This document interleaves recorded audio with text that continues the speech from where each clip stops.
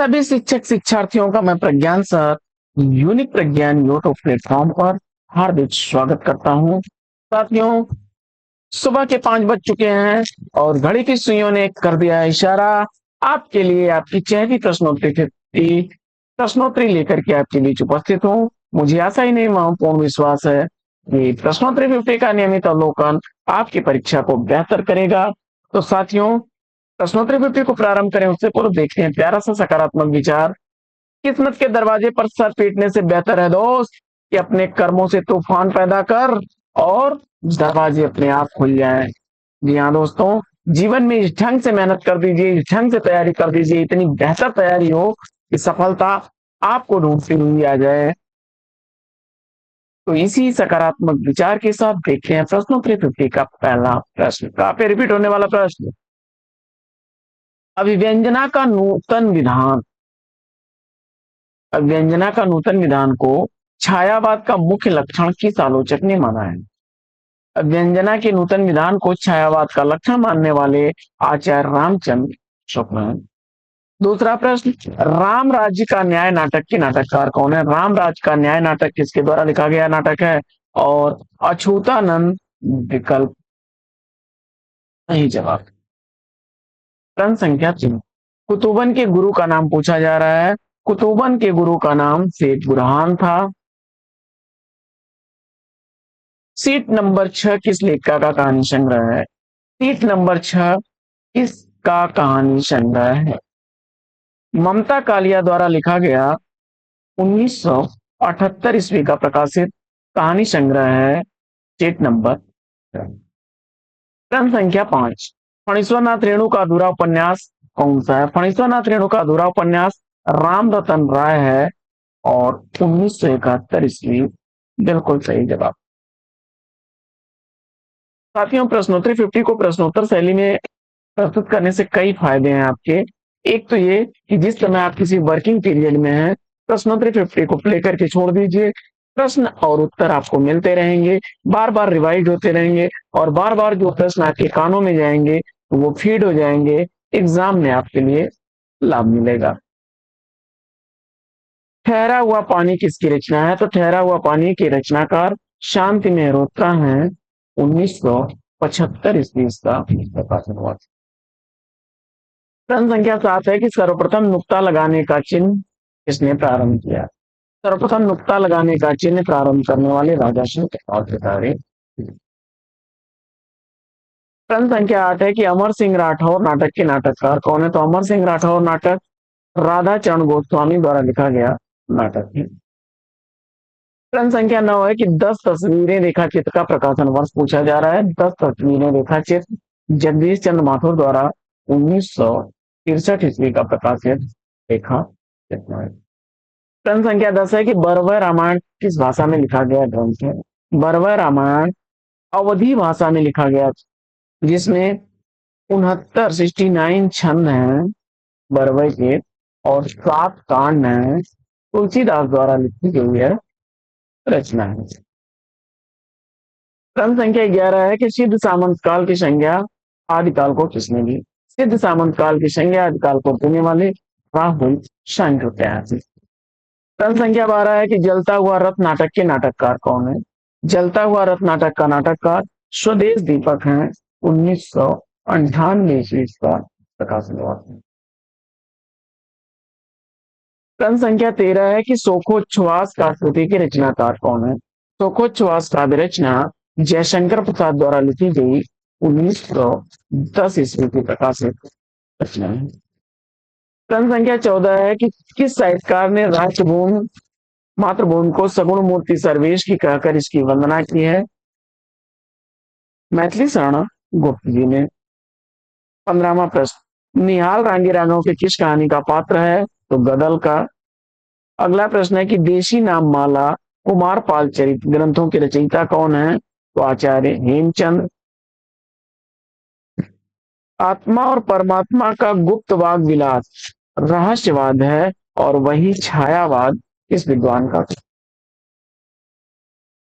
आत्मा और परमात्मा का गुप्त वाग विलास रहस्यवाद है और वही छायावाद है, यह कथन है डॉक्टर राम कुमार वर्मा। प्रश्न संख्या 18 है कि 10 रूपक की टीका अवलोक नाम से किसने लिखी? 10 रूपक की टीका अवलोक नाम से लिखने वाले धनी थे।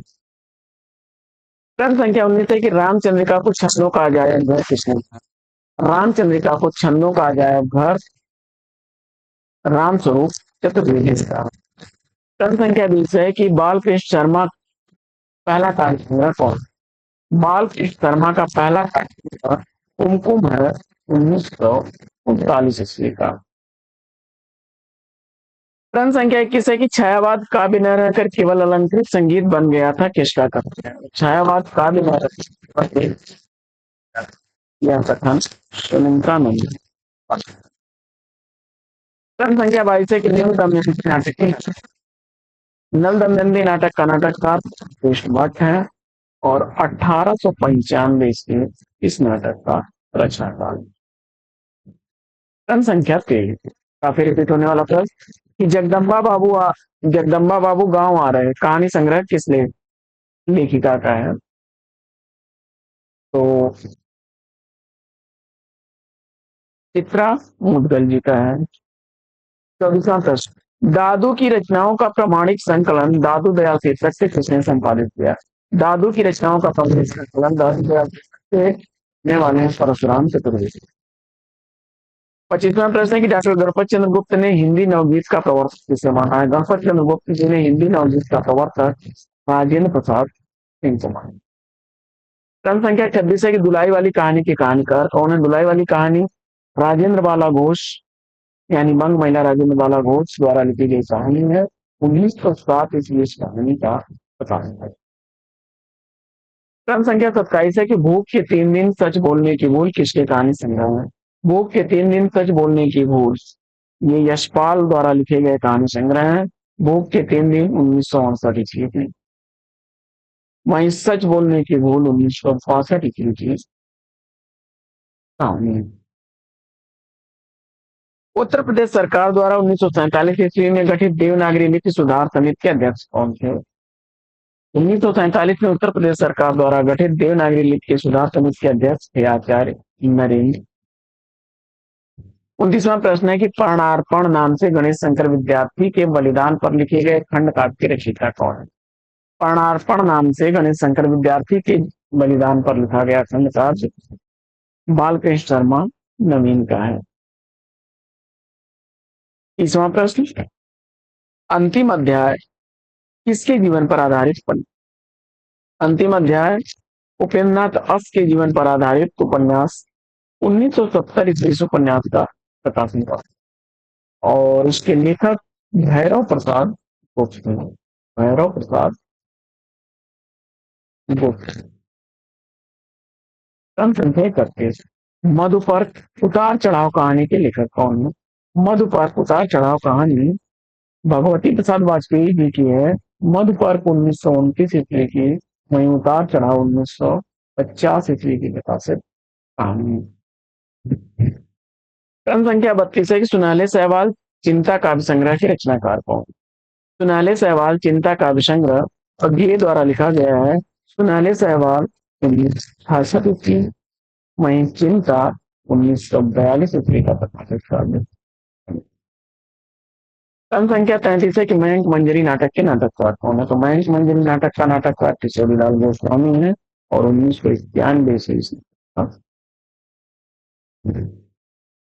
क्रम संख्या 34 है कि उच्छ्वास का प्रसिद्ध रचनाकार कौन है? तो उच्छ्वास का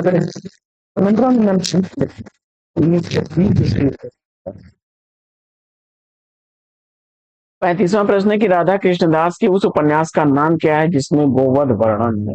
राधा कृष्णदास के उस उपन्यास का नाम क्या है जिसमें गोवध वर्णन है? तो जवाब हो जाएगा निसहाय हिंदू 1890 ईस्वी का। 36वां प्रश्न है कि किसके खड़ी बोली काव्य को निरस और कर्ण कटु कहा था? किसने खड़ी बोली काव्य को निरस और कर्ण कटु कहा था? जवाब हो जाएगा अंधेरे के और जिंदगी नामा उपन्यास की लेखिका कौन है? सूरजमुखी अंधेरे के 1972 ईस्वी, वहीं जिंदगी नामा 1982 ईस्वी का प्रकाशित उपन्यास। 38वां प्रश्न है कि सुरेंद्र वर्मा को किस उपन्यास के लिए साहित्य अकादमी पुरस्कार दिया गया? सुरेंद्र वर्मा को किस उपन्यास के लिए साहित्य अकादमी पुरस्कार दिया गया? जवाब हो जाएगा मुझे चांद चाहिए, 1996 ईस्वी का। शमशेर कवियों का कवि है किसका कथन है? तो शमशेर कवियों के कवि है अज्ञेय का कथन। पंत ने अपने जीवन के किस कालखंड को नव मानवता का स्वप्न काल कहा है? पंत ने अपने जीवन के किस कालखंड को नव मानवता का स्वप्न काल कहा है? तो जवाब हो जाएगा 1945 से लेकर के 1959 तक के कालखंड को।